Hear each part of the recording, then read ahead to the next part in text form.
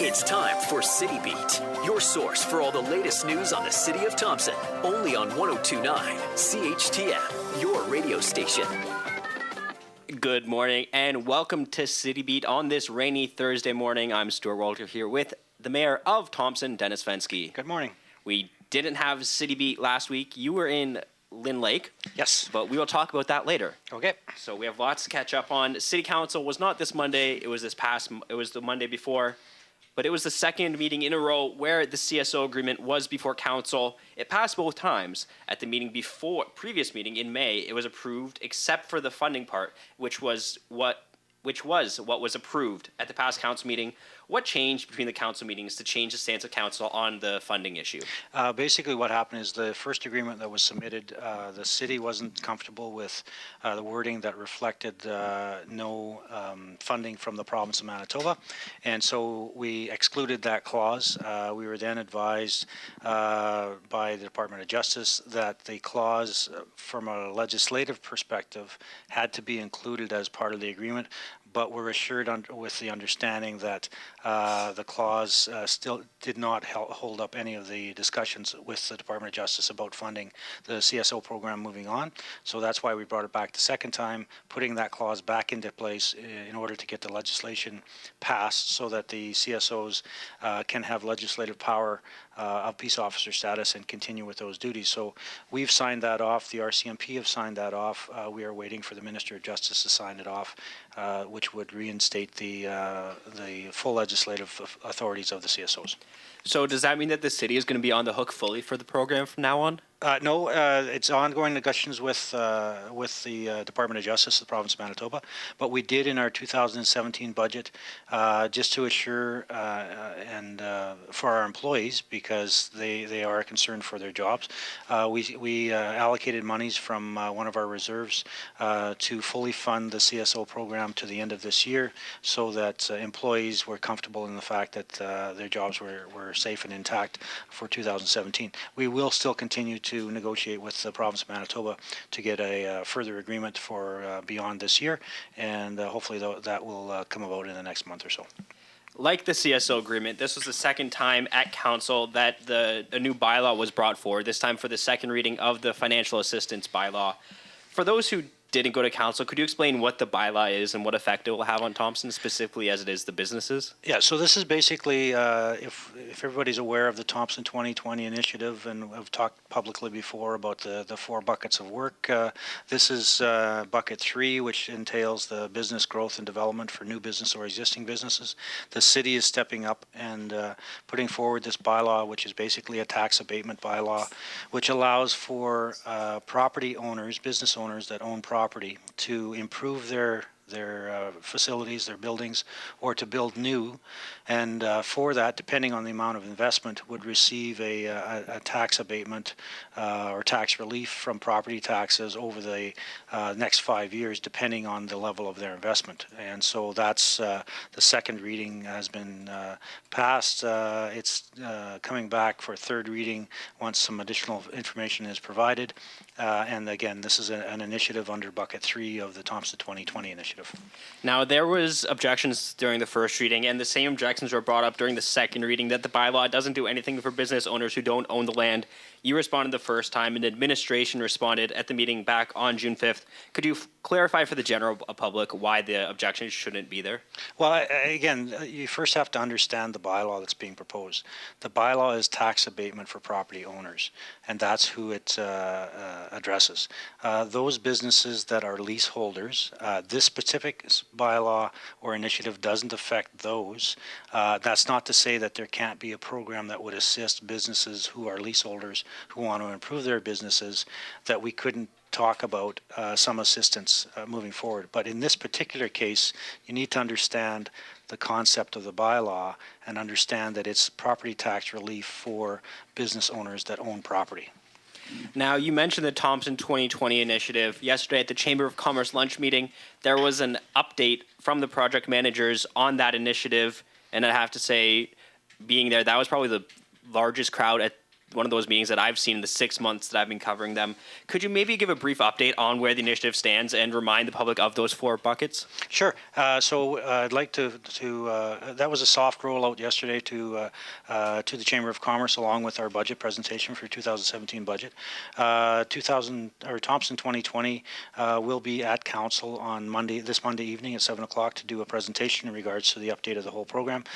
We have hired, and I want to announce that Tim Gibson is the project manager, and the assistant project manager is Harold Smith, working on that project. The City of Thompson is in the final process of hiring an economic development officer who will also assist the Thompson 2020 group.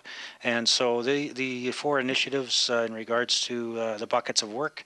The first bucket is the employee impact of those affected at Valet by the closure of Birch Tree in October and the change to mine mill operation in 2018. The second bucket of work is the retention of retirees, not only Valet retirees, but all retirees in our community. And the third bucket of work is the business expansion or growth for new business or existing businesses. And the fourth is more of a regional bucket of work, and that is infrastructure, both electronic connectivity and all-weather roads. Now, you've been doing quite a lot of traveling recently, as you do as mayor of Thompson. You were in Ottawa from the 1st through the 4th with City Manager Gary Septelli, as well as Councillors Beyer and Matichuk for the FCM conference and trade show. Now, what happens there? Well, this is the annual general meeting of the Federation of Canadian Municipalities. Over 2,000 delegates ascended on Ottawa for this annual conference. It includes mayors and councillors and CAOs from across Canada, as well as politicians at the federal level attending. It's a good networking situation where you get to see and meet people from across Canada. You tend to work in isolation in your own communities, but it's nice to get out and talk to someone from British Columbia that's having a similar problem or that's looking to you for advice, or to talk to somebody from St. John's and what they're doing out there in Quebec and other communities across Canada. So it's a really good opportunity to have a bigger picture, higher level look at Canada, what's happening in Canada, as comparison to what's happening in your own community. Now, was there anything that was learned either from any of the sessions you attended or from just talking to any of the other representatives from other municipalities that can help within our community or with what's going to be happening in 2018? Well, I think one of the highlights for me and the rest of the councillors and Mr. Septelli will speak on Monday night as to their experiences at FCM. But one of the ones for me, I attended an Indigenous relations session that included Mayor Bowman from City of Winnipeg and the Mayor of Edmonton. There was a chief and mayor from a smaller community in southern Ontario, and a leader from the Manitoba Métis Federations, or the Friendship Centers from across Canada. He was from St. John. And it was a time to recognize the Winnipeg Indigenous Accord that's just been announced by Mayor Bowman, and they used the City of Winnipeg and the City of Edmonton Accords as a model. So we were commended on the work that has been done in the past, and it was nice to be recognized as a leader in that area from that perspective. I know that the workshops were well attended, as well as the field trips. I know that Councillor Matichuk attended a transit one and a wastewater facility one. I attended with Mr. Septelli a sports center one in Gatineau, Quebec, just across the river in Ottawa. And Councillor Beyer also attended a couple other sessions, and again, they'll all speak about that on Monday evening. Now, all of council was in Lynn Lake last Thursday, which again is why you weren't here for City Beat. It was the AMM North District meeting. What happened during those meetings, and what was discussed? Well, basically, it's the district meeting. The province is broken into areas and districts. We have the northern districts, which has 2 halves, the east and west side. And this part of this exercise, Minister Clark was in attendance, as well as President Chris Gertson from AMM and Joe Messy from the AMM executive as well. And so it was just an update on what the events of AMM going for resolutions that will be brought forward to the AGM this fall. And the last part of it is the election of directors. They elect directors on a 2-year cycle, and so Councillor Duncan Wong, served as our director for the first 2 years of the term, and as a result of the election, Councillor Penny Byer, will be serving the last 2 years of our term as the director for the Northern District on the east side. The other representative is Councillor from Flin Flon on the west side. Now, moving a bit back to our city here, the city cleanup, it's going on, I believe, until the end of the month. This past Saturday, however, was Clean Community Day. What was the turnout like? It was pretty good from what I understand. A little bit lower than last year, but we a couple factors. One, the late start from the spring itself and weather. So from that perspective, I'm still extremely proud of the program, and that's why we expanded it, just to take more advantage of it. It's always a time in the spring where everybody's, it's like house cleaning in the spring. You clean up your community, and by this time, or by nickel days, it's usually looking pretty good, and then we can enjoy it throughout the summer. And so congratulations to all those that participated and also took advantage of the waiver of fees at the waste disposal grounds, and continuing on, I believe, till the 18th with the Cash for Trash project. And do you know how much, is there a number figure for how much garbage was collected at this point? I heard somewhere in the ballpark of 2 tons, but I'm not sure what that means in bags. Now, the status of the streets is something that everyone's continuously talking about. In the winter, it's plowing. Now it's the street sweeping. Where are the street sweepers at this point? They are in the Southwood area. They should be cleaning up that today and tomorrow. The weather will probably slow them down today because of the rain. And then I believe they'll be moving to the Westwood area. They've been in the downtown area. They've been in Eastwood. They've been in Juniper. And again, we have 3 sweepers. And it's a resource issue in some cases. We always have one street sweeper going, but in the case of additional water breaks, which was the case this week, we had to pull some staff off of the sweeper jobs to deal with the water breaks because that's the priority.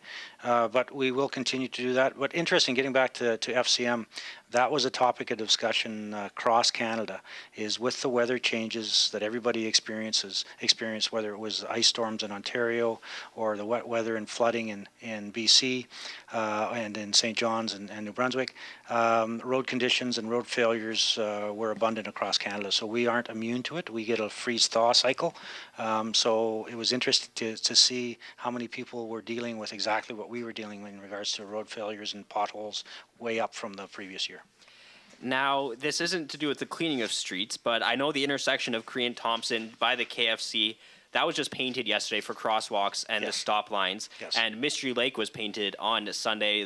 I saw a truck going by painting. It's nice to actually have road lines and lane markers. Mm-hmm. Is there any further plans to continue line painting in the city? For us, what you saw on Mystery Lake, that's a highway contract in that highways has come up. Because of our late start, our streets weren't ready for paint because of the street sweepers. Gravel still on the road. So they'll be back to, again, do the whole city. It's a contract that they do throughout northern Manitoba. So they've come up and done Mystery Lake, which is a highways contract. They'll come back and finish ours once our roads are cleaned up. Now that leads us into an email that I received this morning. Question for you. It reads, "Hi, I have a question for the mayor for City Beat. I moved to Thompson at the beginning of June and would like some clarification on a matter. Most roads don't have lane markers or paint at all, except now for Mystery Lake. I know, at least I think anyways, that Thompson Drive is 4 lanes, but I'm confused about Cree Road. I know that most people treat it as a 2-lane street, but there are the occasional aggressive drivers who make it 4 lanes. Could you clarify this matter? I'm sure I'm not the only person who's wondering this in the city." Sure. For clarification, it's 2 lanes from on Cree Road from Weir Road going north to the Mystery Lake intersection where there's a boulevard where it's separated by a center boulevard. So it's 2 lanes.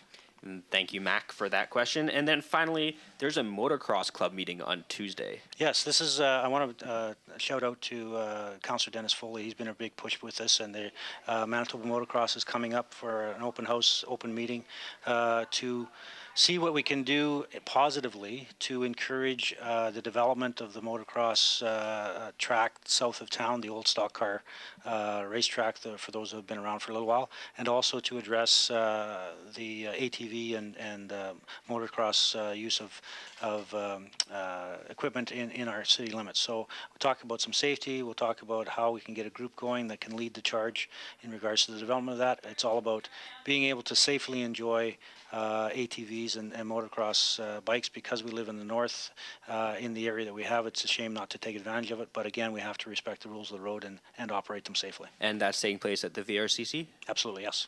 So, as always, head to the City of Thompson website for more information on that. Yep. Thank you so much for coming in today, Mayor Fenske. Thank you. If you want to ask your questions next week, email them in advance to CHTMnews@arcticradio.ca. For City Beat here on 102.9 CHTM, I'm Stuart Walter.